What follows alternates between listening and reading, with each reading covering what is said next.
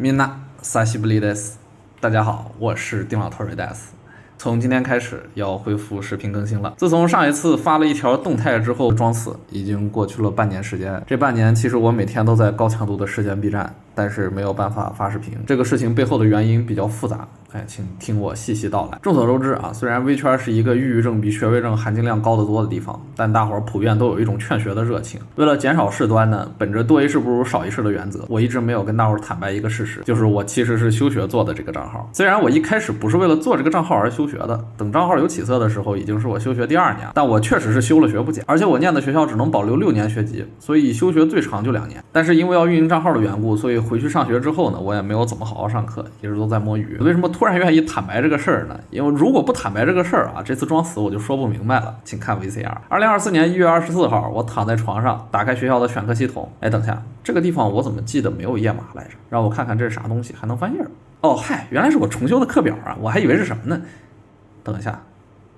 我要重修的课程已经多到一页装不下了吗？由于刚才提到休学2年的原因啊，此时我是没有延毕空间的。也就是说，如果按照现在这个学分拖到毕业，我这大学基本等于白上了。所以那天我火急火燎的在 B 站发了一个停止活动的动态之后，就去忙活开学的事儿了。这个学期重修加上本来的课程，我背上了29门课的巨债啊！我本来以为自己会度过一个充实而心力交瘁的学期，然而让我没想到的是，这仅仅是个开始。由于一学期29门课，我的课表堪称史上最惨烈的车祸现场。有一个好消息是，撞了的课呢，如果是重修的话，我是可以申请免听的。坏消息是，免听许可最快要2星期才能下，所以开学第1周，我只能化身时间管理大师，疯狂的去跟各科老师对线啊，告诉他们为什么我没有来签到，因为不是所有课程都能免听啊，而关键在于我提前并不知道哪些课不能免听，所以我只能用一个笨办法，就是跟每一个课程老师都说明情况。有时候一节课我上半节在某个教学楼，课前10分钟我要跟老师对完线之后，火速冲去其他教学楼去赶另一门课程的下半节大课。有的课一节4周，我经过时间管理和精密的规划之后，卡在第4节极限出现在课堂里。虽然免不了被呲一顿，但是为了跟尽可能多的老师痛陈利害，这些都是必要的牺牲。尽管做到这个程度，第1周我还是没能把所有老师都见一遍，因为有时候我同时撞车的课程达到了4节之多，是超级连环追尾现场。我不得不在第2周一边参加实训，一边在实训中见缝插针的照着课表请假，然后跑去干我第1周没干完的事儿。结果到第2周末尾免听申请下来的时候，我也没能跟所有老师都见一面，因为这周后面我得新冠了。第3周啊，我一边上课一边拿着免听申请表复课上一周的操作，找10几门课的老师挨个领免听申请，这就又花了2个星期。不过好在前面知会到位啊，所以也没有人难为我。到了开学第4周的末尾，只剩1门课没有提交免听，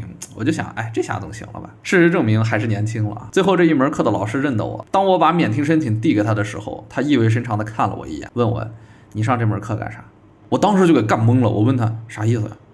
得到的回答是：你之前上过另一门我的课，你用不着上这个，你去行政口问一问。我脑袋嗡一下就炸了，然后我去行政口一问，您猜怎么着？我课选错了。原来因为我休学时间太长啊，我休了2年，然后休学期间呢，学校给我们这专业新入学的人换了一个培养计划，而这份计划里面有很多课程原本是我不需要学的，但是他们进入了我们专业的选课系统，所以我没带脑子的噼里扑噜选了一大堆我根本就不需要上的课。然后第5周开始，我就要把这些多选的课通通退掉，然后再手填一些申请表，选那些本来我需要上，但是因为培养计划调整导致我没能选掉的课，然后我还要按照这个新计划重新申请免听。最后呢，我这1个学期的课程删删补补的变成了21门，减去可以免听的课程，大概需要上的课只有10门出头，总算是达到了正常人类的水平啊。不过对于我这种摸鱼惯了的人来说呢，还是非常的重，所以在 B 站恢复活动的计划就一直延后啊，一直到了现在，就是所有成绩都已经出来了，我才能放心的重新开始制作视频。上个学期20门课呢，我过了16门，其中有3门是可以补考的，还有1门是因为睡过了没考着，所以只能重修，还挂了1门选修课。我个人觉得属于是尽力举水平啊，比我预想之中要好一些，但也没有好到哪儿去。那么今天视频内容就到这儿了，给大伙儿道个歉，我把预告发早了。由于太久没有剪视频啊，我把很多流程都给忘记了，所以这期视频从构思到产出呢，用了比我想象之中多得多的时间。由于我已经半年多没有像之前那样高强度的观察微圈了，而且我的学业实际上还有1年啊，也没有结束，所以现在稳定的更新微圈传闻鉴定对我来讲还是比较有压力的。目前回归呢，我的第1个视频计划是表情包鉴定，而且因为这半年的停更呢，我观察和思考了一些事情，就发现我的账号啊很少去创作自己的内容，大部分时候都是在搬运和讲解新闻或者趣闻，这样的内容形式会让我很容易感觉到焦虑和疲惫，所以我呢未来可能会倾向于尝试多创作一些自己的东西以及探索一些其他领域的内容。